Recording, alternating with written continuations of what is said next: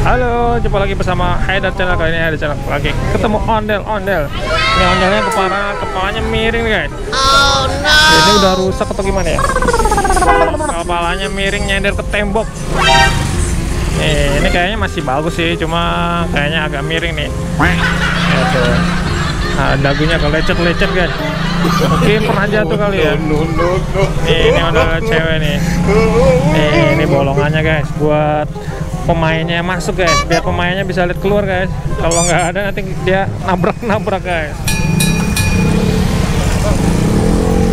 Nih dalamnya lucu ya guys. Nih cantik guys. Kalau masih baru ini bagus nih. Ini ada juga ondel cewek, ada dua. Nah, ada dua tuh warnanya putih, cuma ini retak guys.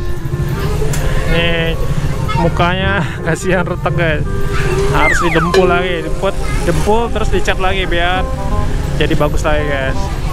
Ini bajunya warna hijau apa biru ya guys? Ini kayaknya pink apa ungu, gua nggak bisa bedain guys. Pokoknya warnanya cantik guys. Ada apa nih, bordirannya guys, ada bordirannya. Cakep nih. Ini kayaknya masih dipakai nih guys, soalnya ini talinya diikat, cuma belum berangkat nih guys. Jadi mungkin nunggu sore kayaknya ya, sore.